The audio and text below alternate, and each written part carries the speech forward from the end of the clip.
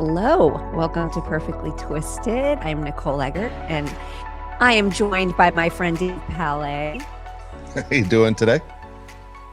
I'm doing. Can I ask the question that everyone always asks this week? What? Are you staying dry? Everyone, as soon as it rains, everybody has the same dumb questions. And hey, you be safe out there. You know, everything's like, all right, it's rain. It's rain. We've all seen it. I mean, yeah, but it's Los Angeles, so it all comes down hard and all at once. And I had to go out in it. It's fine. I mean, it's just water falling from the sky. We will all survive. Some of us might melt, but the rest of us will survive. Survival of the fittest. Yes. Well, I have to tell you, last week we talked about all my stuff getting hacked. And to add insult to injury, Visible reaches out to me on Instagram, which was the carrier who just did not protect me and allowed the hacker to take my phone number. And I thought, oh, are they gonna do something, say something? And they started wasting my time all over again. I'm pretty sure it was an automated thing, but they kept saying, click on this link so we can have a private discussion and look at your account. Well, every link they sent me, and they sent me like 5 or 6, were dead. None of them worked. And then I said, I no longer have a Visible account. And then they said it again. And I said, this is the problem. This is the problem. You waste my time. I'm done wasting my time with you and obviously not spending any more money with you. And you're doing it to me again. You're not listening. I no longer have an account. Because they're like, if you want the port out information, I'm like, so I'm doubling down on what a horrible company. A horrible company, but horrible practice, and how they have no safety in line. And stay away, buyer beware. All right, I have a question for you, because some of the people who listen to the show reached out to me over the last few days and asked me, did Nicole send me personal invites? And I was like, I will talk to her tomorrow and I will find out, because I know she's been hacked. But did you send out any personal invites for people to follow you, to join you? Did you ask anyone for a phone number? Oh God, no. Okay. No. All right. Well, so they're coming to me and I'm like, all right, it doesn't sound like Nicole, but I don't know what your relationship is with some of the people. So I was like, I'm not going to say no. I'll ask Nicole directly. Okay, this is wild. No, I did not ask anybody for any information. What I did have to do is start a new Perfectly Twisted Facebook page. The hacker has taken over that one, separated it in my personal ones, and I am completely locked out of it. They have all of their recovery. I can access it in a weird way online, like through my web browser, but I can't go in and change any information. It's all their information. So I sort of was like, I'm just going to let it go. Like Meta's not answering me. Facebook's not getting back to me. I don't know what to do. And they have it. And I've tried to report that profile, and just nothing's happening. So I started a new Perfectly Twisted Facebook, and I did send out an invite on Facebook for people to now follow the new one. So that's all that it would be an invite to follow Perfectly Twisted on Facebook. It's the new page, and I'm not even done setting it up yet. And I just kind of had to start from scratch with that. Okay, there you go. All right. That some of that fits and some of it doesn't for the other ones, but you had to be concerned too. If I was you, it kind of stinks when all of a sudden your identity has been in the hands of someone else, and you don't know when they're going to stop. That sucks. It sucks. And they deleted everybody from the Perfectly Twisted friend, following. They stopped following and they unfriended everybody, and they took a lot of content down and they changed the name. And it's sort of like, it's annoying, but I'm not giving them that kind of power to upset me. It is what it is, and we'll start again. We will get back up.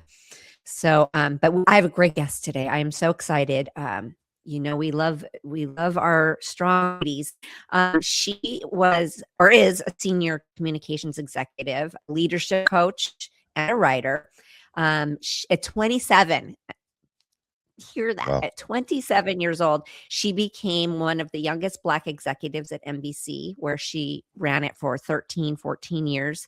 Wow. And then she built and led the communications team at Peacock when when that platform launched and started growing, which we're all big fans. She's currently a host and a narrator for Calm, that app, that sleep and relaxation app that everybody loves so much.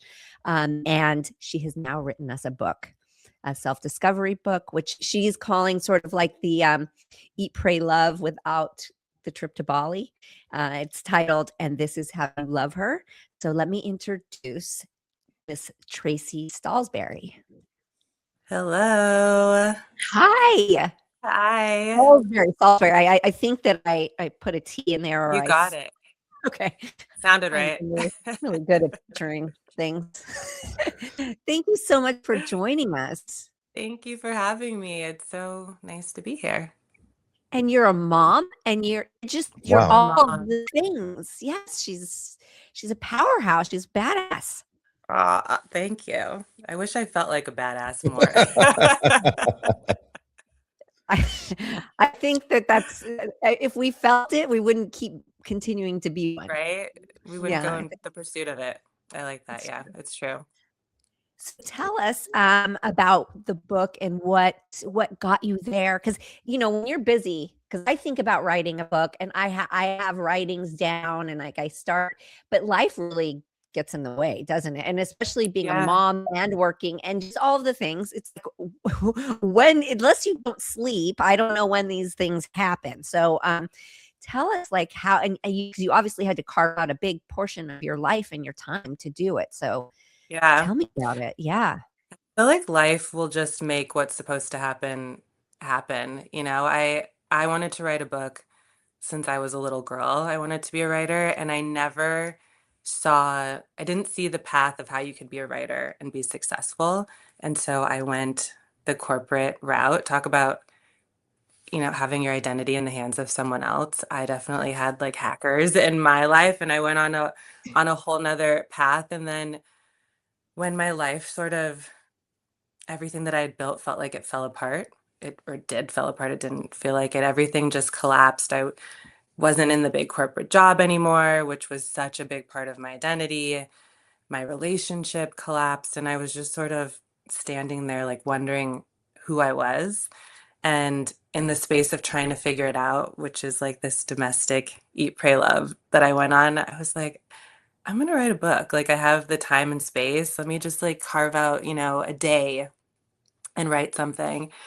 And as I was writing, I was like, oh, I think this is kind of good. I think I have something here, but I don't know what to do. And I've always sort of lived my life. My dad calls it flying without a net. He said I fly without a net, but just with like a maybe delusion or audacity, one or the other. And I messaged a woman on LinkedIn who was the president of a big publisher, never met her. And I was just like, I have this idea. I think it's good. Here's like my version of a log line or a book like description. And it was a Friday, and she's like, let's meet on Monday.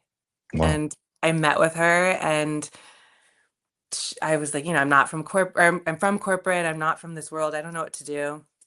She gave me an editor. I worked with the editor for like a month on writing and honing the idea. And I was pretty convinced that I was going to get like a book deal and this big advance. And then the editor came back and was like, just a laundry list of all the things I needed to fix and find a proprietary message and get an agent. And that led me on the book journey. She introduced me to like a few agents. I found an amazing agent, Felice, who we really connected with, and went on the journey to creating a proposal. And my book is actually I didn't end up publishing it with that publisher, but that definitely opened the door to me just having the confidence to be able to pursue something I'd always wanted. Yeah. And then I wrote a book for a year, got a deal and wrote a book for a year. I have a million questions. I could go in. I could have stopped you about 10 times right there. I got to ask you, first of all, as Yeah. Nicole was sitting there saying what you've accomplished before even the book, is that you did so much at a young age. Were you always this person? When your dad said you were flying without a net, a lot of parents aren't okay with that. And at the same time, were your parents supportive of the person that you were and the person you were meant to be? Yeah, my dad always said every day before I left the house, he made me say, be a leader, not a follower, and why do wrong when it's so easy to do right? And so I felt like within me was just embedded in this, like, you're a leader, you can do it. I grew up, I was the only Black girl in my grade from kindergarten through when I graduated. So there was a sort of certain resilience I had to have that definitely influenced my approach. But yeah, my parents were supportive. I both fly without a net, yet I've also been hyper focused on like the rollout of my life, almost to, I think, which I've tried to unravel as I've been writing this book, like pulling back a little bit of the perfectionism or trying to have control, over how my life laid out. But yeah, they were always supportive, and I've had this sort of, like I said, delusion, audacity of like, I want to do this. I'm just gonna try to do it. What's the worst that could happen? Someone says no, you know? Yeah. That's it. Yeah. Right? Yeah. It sounds so simple, but it takes so many of us so long to get there, if ever, to realize that, like if you Yeah. don't believe in you and you don't, if you're not loving on you and believing in you, no one else is going to.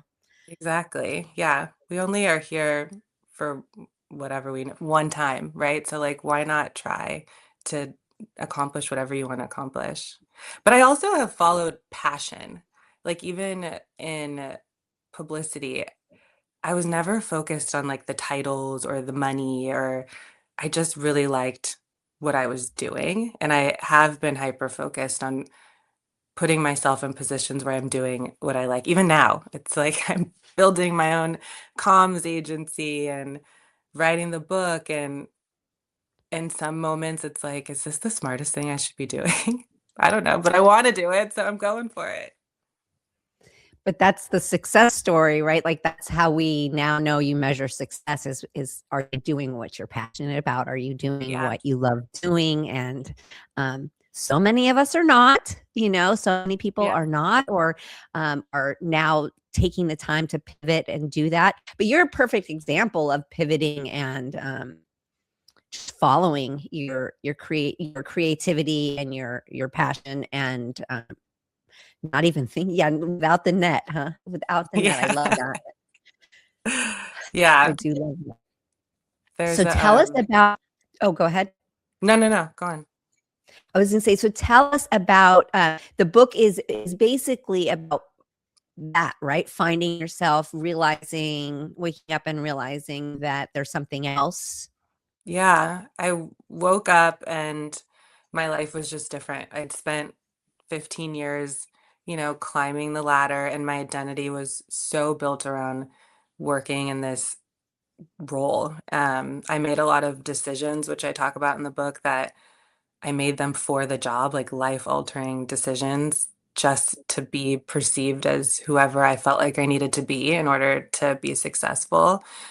And when that was gone, when my like, curated relationship was gone, I really had to sit there and ask myself the question, who am I? Which felt like it had been chasing me my whole life. Like I grew up, like I said, one of one. And I spent a lot of time growing up saying what I wasn't. I was trying to, not be whatever stereotypes I thought were out there, or I wanted to be an example of what it meant to like be a Black girl to these people who weren't even really asking that of me. And so I finally had a moment where I had to say, okay, who am I? And there was a series of moments that were really forcing me to answer that question, which I go through in the book. And I just set out on a journey to try to answer that. But because of the circumstances, I couldn't leave. So I like really wanted so badly to do what they do in the rom-coms and all the movies and get on a plane and get lost in like a beautiful man and eat good food, and find myself. And I couldn't. And I remember being so frustrated because I thought, is self-discovery not for me because I can't go on this, this journey that's been laid out that you should take, and then you find yourself. And um thankfully, the part of me that flies without a net, or like who wants something and it doesn't accept that I can't have it, just created my own version of that. And I spent a lot of time like finding myself in my journal, which is a big part of the book, and just asking myself all the questions that I would ask a prospective lover, which the book is sort of framed around rom-coms, and because I love rom-coms, so the framework is told through love stories with uh, some like past lovers and how I found myself within that. I'm curious to know, as you were, you started your career so young and you were climbing up the corporate ladder. I think there are a lot of people, whether you're in the business you're in, Nicole's in, the one I was in before this even, I think we all go through it at times where we're chasing what we think we're told to chase, whether it's the money, it's the ladder going up, whether it's a corporate ladder, it's in front of the camera, behind the camera. But then I've noticed so many people, my age, that were doing the same thing. And I know you're a little bit younger than we are, but they all said the same thing. Almost the way you're talking is, I knew driving into work every day, I was extremely unhappy. Like I was super depressed going to work every day, even though I thought this was my dream situation. I didn't know how to change it. And then all of us have been forced to kind of that stoppage of what do I do now without it? And then, do you fall into depression? How long am I going to sit here not knowing what to do next? The fact that you're able to sit there and turn it into actually finding where you're supposed to be is an incredible journey. How long was it in between your corporate job to where you're supposed to be now? And were you panicking? Were you freaking out? I think I'm still figuring it out. Still, like recently, there's always opportunities to go back to like that old life, and I entertain them and I go down the whole road, and then I get to the end and I'm like, wait, this isn't what I want, or like I know what this leads to.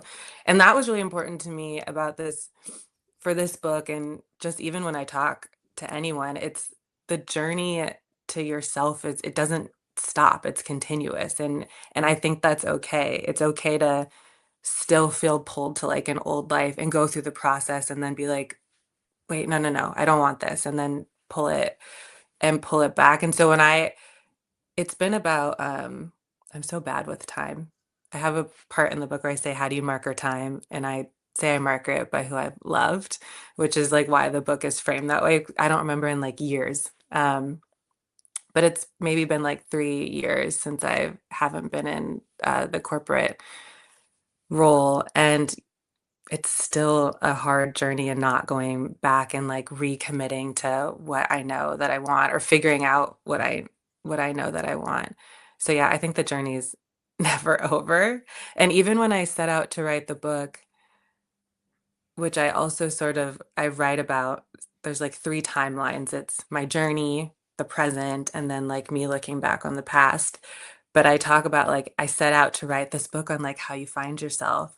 And like in the process of writing this, I'm refinding myself. I'm being tested on the very things that I'm, telling people was a part of what I learned on the journey. And so it never stops. But for me, that's a relief. Like, oh, there's no like mountaintop that I have to get to. And then if I get there, it's I've got it all figured out. And then if I don't get there, I'm somehow not growing. It's like I've been at some version of a top, and we know how that, I fell right down and had to go back, and then I might get to another peak, and then you are going to come back down again and learn more. I think for me, that's where I hope self-help books and people who are speaking about discovering yourself, I hope that's where it's going. Yeah, I love that because I think every year, right, we can revisit that. It's an ongoing life. You're just growing and changing. Hopefully, this is, Yeah. I think this is the ideal, is that we're forever learning, evolving, changing, growing.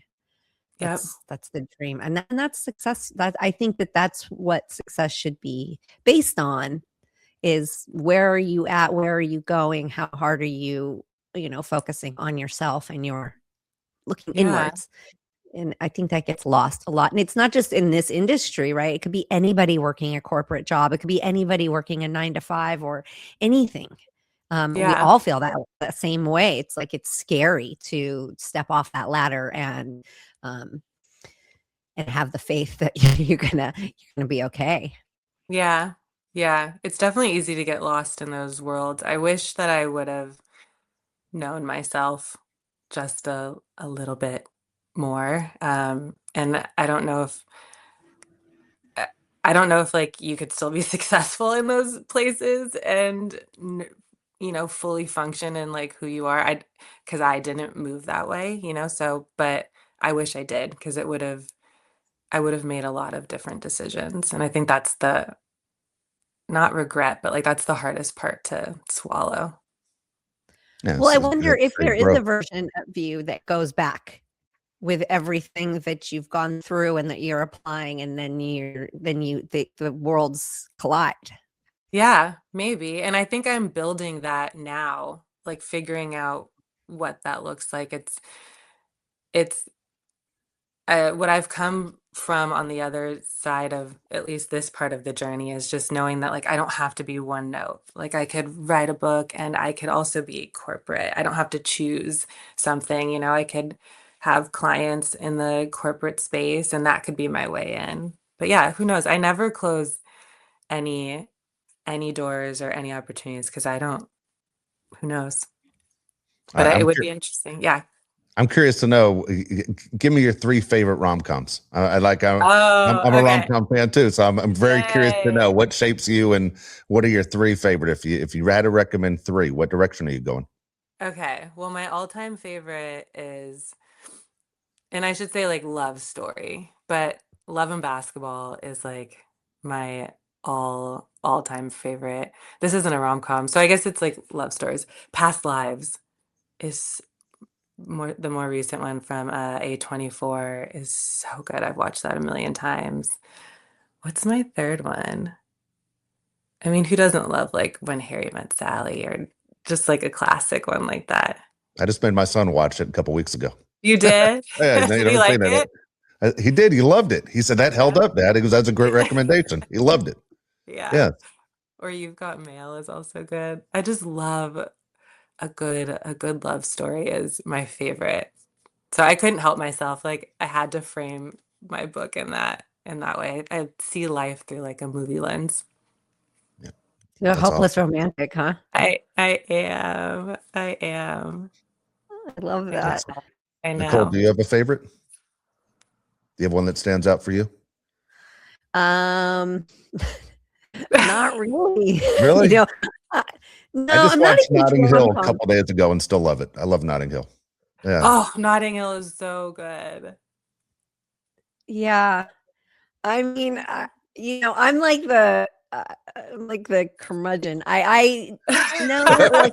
I love mail. You have mail, and you know what? It's funny because that kind of lives up, doesn't it? Like in today's age with the whole online meeting online, that was sort of ahead of its time. I know. No, I'm too busy watching like Love Is Blind. Like I watch all the Wait, like okay. Love is Blind, Married at First Sight. yes, I could Love Island. I could watch all of them all day. Like those are those are my shows. those are my rom-coms. Yeah. It's funny on the latest Love Is Blind, they're talking and they were talking about their favorite rom-coms, and Love and Basketball came Oh up. yeah. So yeah.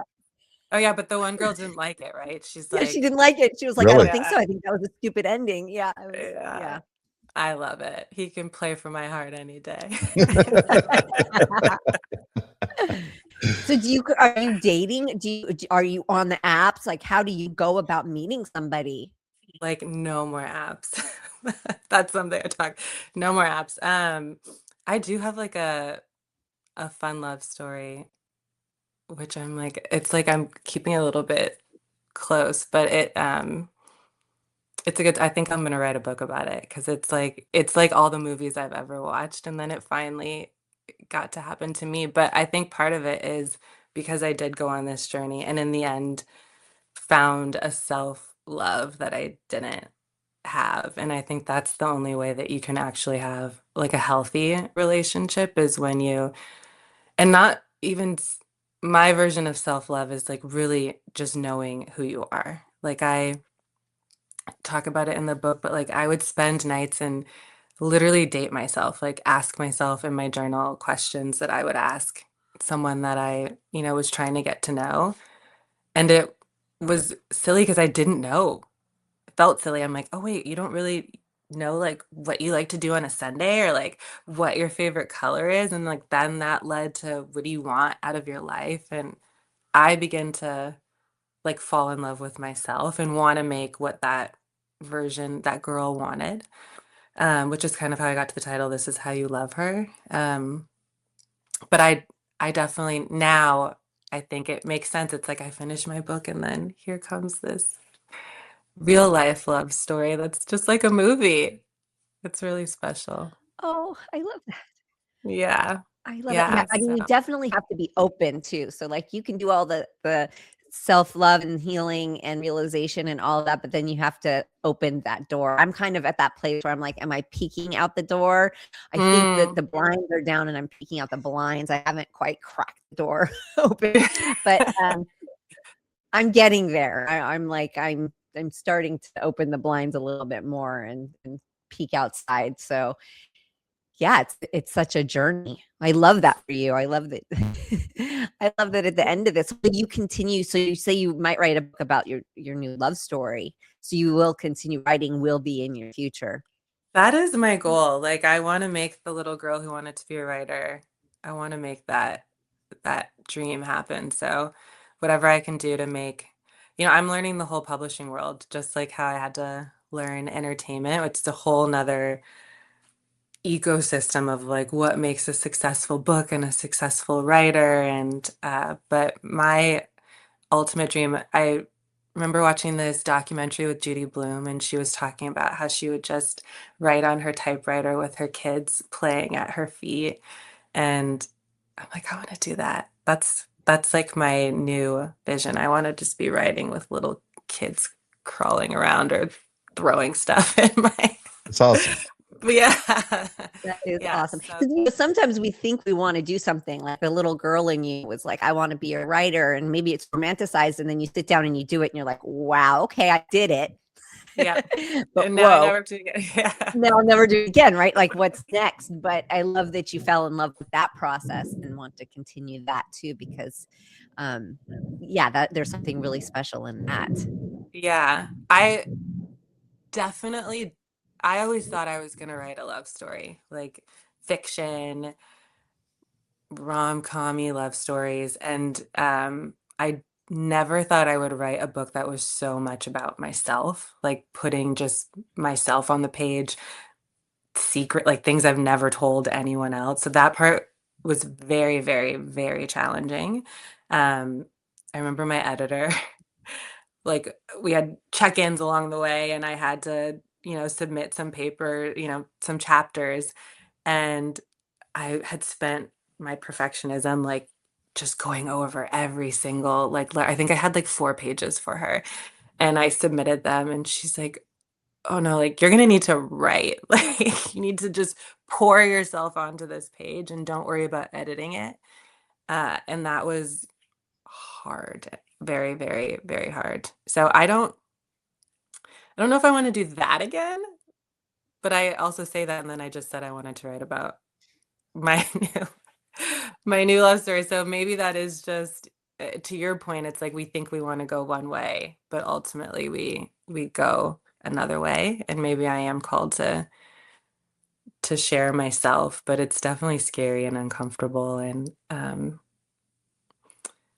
yeah, I didn't set out to do this. I'm even showing pages from my journal in here. Like Oh, who shows yeah. their journal. I'm like, why did I decide to why did I decide to do this? But hopefully it helps someone or someone feels seen in me sharing my story. And that's what's sort of moving me along. I'm curious because you said no more dating apps. You put the big cross sign up with your arms, like no dating apps. If someone asked you a piece of advice on dating, is there anything that you say this is a go, this is a no? Like I was have nieces and nephews go, what would you do? And I said, write out a list of the 5 most important things to you and never come off that list is what I tell them. And if that person is as 3 or 2 of the 5 that are important to you, you move on to the next person. And they've always come back to me and said that's the best advice I received. But again, I don't know. I'm not an expert. I was one of those guys that got engaged at 19 years old. I be Aw. honest, I just don't know. I don't know what you go through. When you said dating apps, they didn't even exist when I was dating way back in the day. Yeah, I know. They could go away for my liking, but I think just trust your gut, which is applies to everything in life. It's when you first meet people, what is it? I think it's Maya Angelou or someone says, people show you who they are. Like, so you see it from the very beginning and trust it and but that also comes with knowing yourself. When you spend more time with yourself, then you can trust that feeling inside your body that's like no or yes, and you can follow that. And so all the times I didn't trust my gut, I should have, which is would be my biggest advice. A friend just called me the other day and he was like, I just didn't feel it. I'm not feeling it in my body. I'm like, that's your gut. So just don't keep going. It's okay. I think sometimes too we get caught up in like it's okay to trust yourself and follow what feels okay for you, even if that might mean it hurts someone else's feelings or you have to move away from a situation. You have to be true to yourself. But you can only, again, know that if you spend time really knowing yourself. It's true because I think a lot of times we think, okay, it's our gut, and we're like, okay, and then we start to make excuses for it and maybe try to cover it up. And like, oh, it's my insecurities. Oh, I have to trust more. No, I think when your gut or your intuition is telling you something deeper, you do because like it's taking me all these years, but I know now I could save so much time just listening to my intuition or my Yeah. gut feeling. Following it saved me so much time because I don't know what that energy is, but it's very real. And when you Yeah. feel it, yeah, just listen to it because you Yeah. might not have the proof and the red flags might not have all the, you might not have all the evidence to back it up or the proof or whatever. But if your gut is telling you something's off, it's off. It just Yep. is. Yep.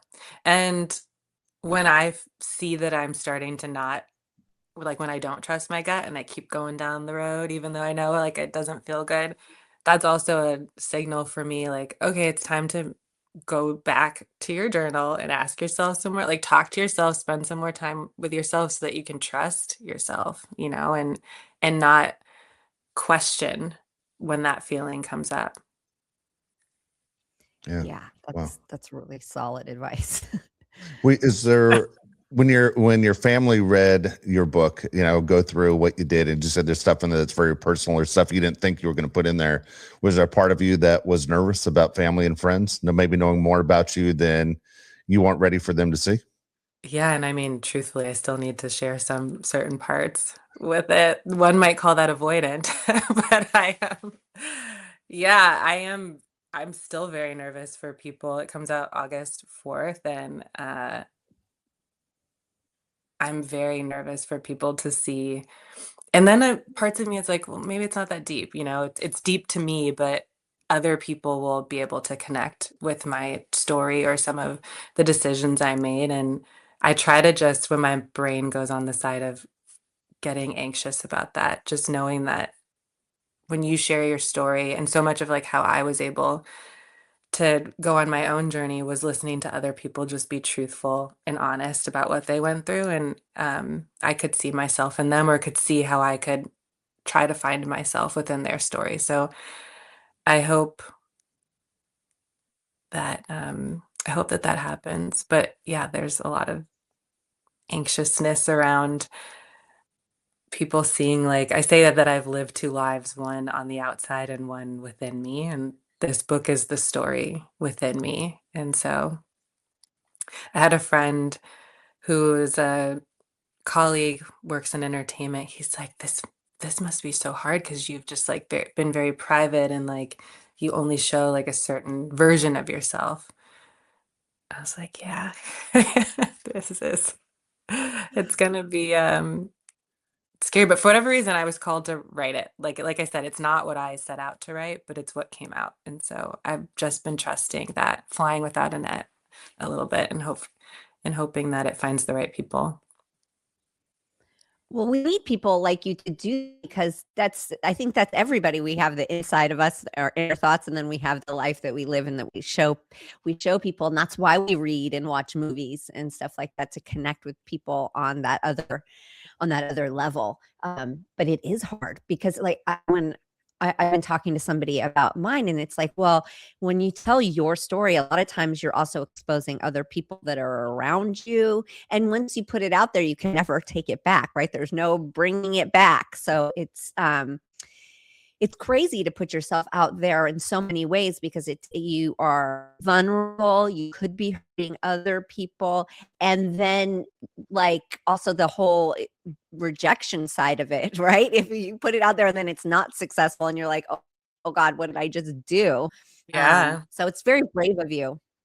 Thank you. I mean, I definitely too, when I was writing it, tried to your point of like, there's other people involved in your life and you don't want to expose other people. But I tried to tell every story from like my not even my point of view, but like what I learned about myself. So it's not like a deep dive into whoever that person is that was a part of that story, or what they were thinking, or even necessarily always like the details that were happening. It was, what were they a mirror of for myself? And so every person literally that's in there, it's like the mirror that they held up to me for me to see more of me, or something that I needed to explore within myself. So I tried to be very thoughtful, and obviously everyone's name has changed. So if you That's say awesome. it's yourself, it's not. Yeah. Yeah. But that's why, So especially relationships, everyone is just a mirror for you. And it's not necessarily that you are that person, but it's something for you to look at in yourself, I think, whatever you're experiencing with that other person. yeah, that's true. It's what first got me into therapy at a very young age. Yep. Yes to therapy. Yes to therapy. So many yeses to therapy. Well, Yeah. it is called And This Is How You Love Her. Where can we find it? It's wherever books are sold. It's on pre-sale now. You can go to the Abrams Press website, and it has all the places where you can buy it. But pre-sales are super important for authors, which I am learning in this new world. So if it sounds interesting, I'm telling everyone to just buy it. Fantastic. Yes, Yeah. definitely go buy it. And where can we find you on social media? I know you have a website for yourself and for the book, correct? Yeah, the book is thisishowyoulove.her.com. My website is tracisaulsberry.com, and that's more for my consulting and comms work. And then I'm just at Traci Saulsberry on Instagram. We love that. Well, thank you so much Yeah. for sharing with us and for Thank you. writing this for us and helping all of us, because I for one need it. But we all need it. We all Thank need you it. for having me. Yeah. Yeah. Thank you, Thank Traci. you for having me. Thank you. That was neat. That was I enjoyed that. It was one of those, when she started talking, it felt like I'm sitting there relating right away. It goes, man, it feels like a lot of like my journey, and with the parents and the whole deal. The difference is, for me, is she said she had parents that promoted the idea of, could be yourself. I know I made my dad nervous my entire life, of hey, just get in line, instead of hey, go ahead and fly, that kind of deal. And he told me, he goes, you made me nervous. I thought it was great the way her parents were, but at the same time, Nicole, you achieved so much at a young age that really you were kind of on your own avenue. I mean, yeah, there were people that you auditioned with and people that you knew, but they weren't people like on your street. They weren't people that you were your cousins. They weren't people you saw as a little kid on a regular basis that were doing what you were doing. For me, on a different scale, doing radio or TV like news, it was one of those that got to the point it was disappointing every day going in. Like I had literally was like, I'm doing a morning show and I have no desire to go do this morning show, or I'm going in to do the news. And I felt like I was in the wrong spot for the long time. And then guys I work with tell me the same thing. When you were doing like a sitcom and you have a regular routine, did you ever feel like, I don't want to do this? Or if I could do something else, I'd be at the beach right now. I wouldn't be driving into Universal right now. Like, did you ever not like what you were doing? Not really. Not sure. There were certain things I missed out on. I was like, but this is life, right? You just miss out on things. No, I would more be like, school was more of the issue for me because I had to go in earlier to do school before work. This is things that people don't realize how hard kids work, right? So you go in, you have to start school before everybody else gets to set, then you work and you go back to school. So for me, it was like when I was sitting on that freeway and having to drive and sit in all of that traffic, it was because of school. So I got more bitter about that part of it than the job and going to work. Because I would be having so much fun on set, and they'd be like, "Okay, you got to go back to class," and it was like, it was always the pit of the day is when they'd say, "Okay, you got to go back to class," because you just wanted to be on set and you wanted to be acting and being with everybody and not sitting there with your head in a book. So no, I honestly, that's because so many times people say, what else would you have done in life? And I'm like, I was never really given that opportunity and I don't know what else I would have done. But at the same time, I feel like life takes you where you're supposed to be and what you're supposed to be doing. And I never had those feelings like you just asked, like, oh, I wish I wasn't going here, doing that. It wasn't like that. So I guess it's just what I was, carved out to do. Yeah. That was. I mean, you embraced it since 5 years old and hit a home run. It's pretty amazing. Yeah. I was like her. I was 27 years old and I was working for CBS, which was considered extremely young for what I was doing. And then at 32, I was director of operations for ESPN in Southern California. It's like I felt like I was way ahead, but yet I disliked everything I was doing. Like every day was not what I wanted to do. It was strange. And then when I started talking to people saying, no, I'm in the wrong spot, a buddy of mine who shares the same story as me literally just wrote a book too. We were just talking about it last week, and to have Traci come on and talk about almost like matches his journey. I got to tell him, you got to catch this show. I go, tell me she doesn't sound like what you and I were going through. It's interesting. It's interesting the way life works, but you're a great mom, and I'd recommend as any parent out there, man, support your kids out there, support their dreams. You never know what's going to happen. It's true. I mean, so many times parents have this like vision of what they want for you. I think my parents, there was kind of a lack of anything. Like my dad really never said much, but I remember us being in line. We were in Palm Springs and I was standing in line. I think it was like an ice cream shop or something like that. And a couple adults like sat in front of me, and my dad was, excuse me, to me. And he was mad at me, not at them. He said, you're just going to let people just step in front of you and you're not going to say anything. You're just going to stand there. And I was like, I mean, and my whole attitude was like, well, I don't have anywhere to be. Like, I don't know. It's not that important. It's not that big of a deal. But, so it was sort of like, but I never really got a lot of like solid advice from my parents. It's weird. I think that's probably why I spent a lot of my life pretty lost. And so, like with my youngest, I just support and just, try to show her, okay, this didn't work out. We pivot here, we pivot there, everything works out, and just go along with the journey and support them. Yeah. That's great. Yeah. That's the way to do it. You can want so many things for your kids. And like, Keegan had to drop taking guitar lessons. Like, this is a perfect example. And I was like, God, it's such a skill that I wish she wouldn't let go of.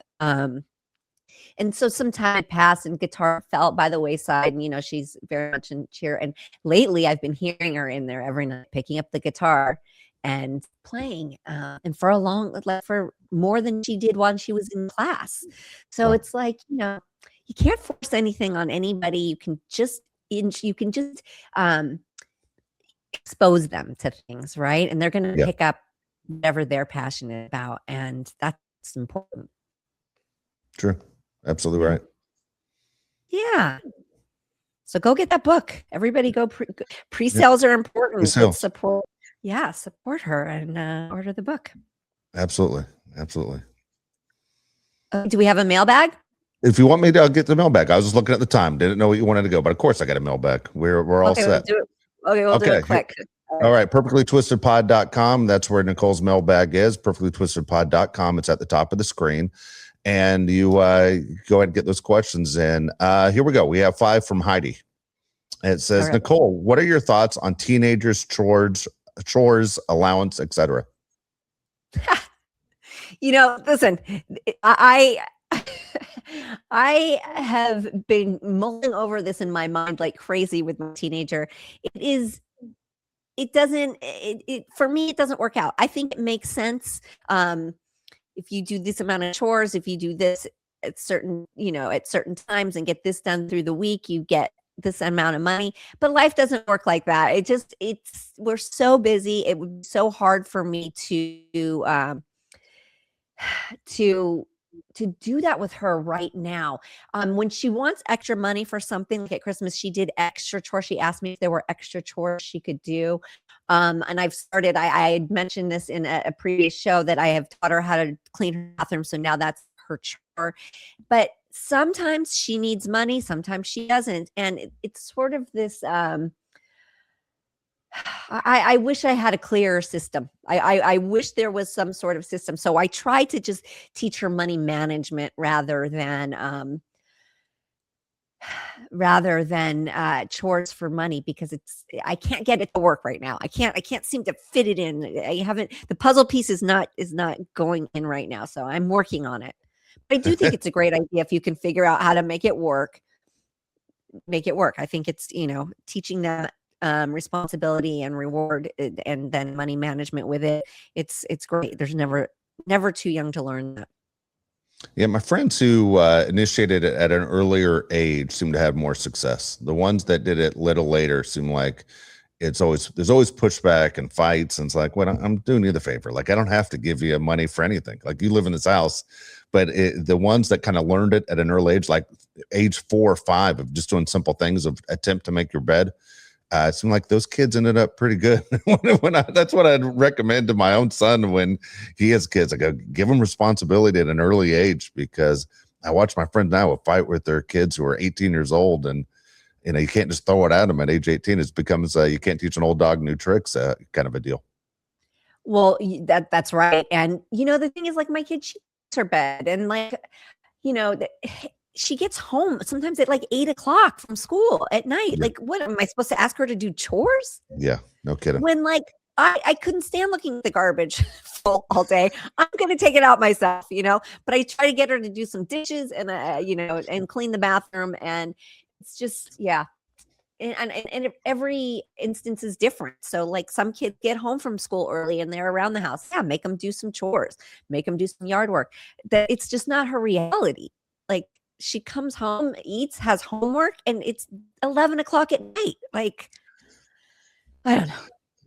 All right. Next question is, Nicole, what's the worst injury you've ever had? Probably, I went to Lake Tahoe and it was raining instead of snowing. So we rented some snowmobiles instead of going snowboarding. And I was a passenger on the back of a snowmobile, and he went off a jump. And when it landed, the machine and my back like landed against each other, the energy, and I got compression fractures in my L1, 2, and 3 vertebrae. Wow. And it was crazy. And I was scheduled to have surgery, and they were going to put a rod and plates and screws in my back. And a big storm came through, and the doctor didn't make it to the hospital for the surgery. And I ended up taking a medical flight back to Los Angeles to Cedar Sinai. I found a doctor and we did natural healing. So I did a lot of like bed rest, and I wore a brace for almost a year, a body brace. And it still gives me problems, but it's manageable. But, you know, that's scary when you have doctors coming in and doing like touches and poking you. And can you feel this? You know, wiggle your toes. And there's those days of like, am I gonna have all my feeling? Am I gonna lose anything? That was frightening. That was a really scary moment, but everything worked out great, and you know, it's fine.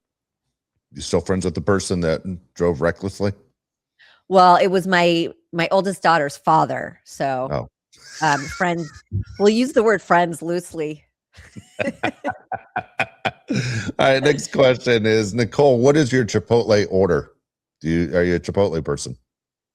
Listen, to me, Chipotle is way overpriced because I can make it at home. But when we do go to Chipotle, I do like that they use fresh, clean ingredients. So I am for it with that.